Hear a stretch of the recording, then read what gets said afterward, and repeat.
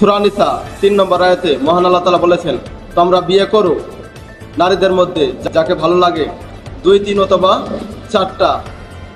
আর যদি সমান অধিকার না দিতে পারো তবে মাত্র একটি বিয়ে করো। এখানে কিন্তু মহান আল্লাহ তাআলা একটি বিয়ে করার নির্দেশ দিচ্ছে।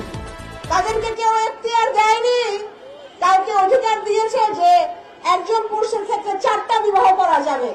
এই এখতিয়ার কি আমার বোনরা দিয়েছে কাউকে? এই সমাজ আমরা চাই না, এই কোন সমাজ ব্যবস্থায় এদের কোন জায়গাও আমরা দিতে চাই না। আমি আপাতত তর্কের খাতিরে তুলি আপুর সাথে একমত হইলাম যে পুরুষ একটি মাত্র বিয়ে করতে পারবো, এর বেশি পারবো না। কিন্তু বাংলাদেশে নারী সংখ্যা পুরুষের চেয়ে তো 15 লক্ষ বেশি। তারা কি করবে? তারা কি অবিবাহিত থাকবে?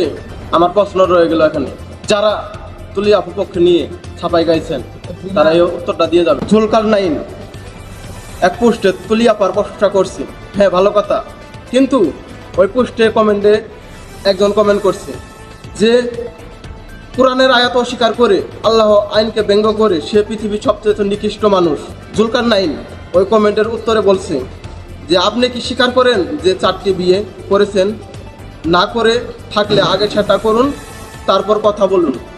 আমি জুলকারনাইনকে একটা প্রশ্ন করব যে 4টা বিয়ে করা কি কোরআনে ফরজ করে দিয়েছে?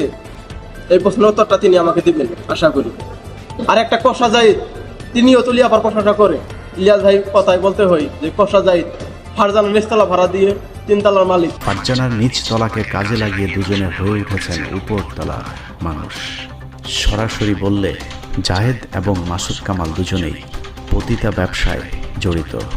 আমরা তাদের দৃষ্টান্তমূলক শাস্তি দাবি করছি।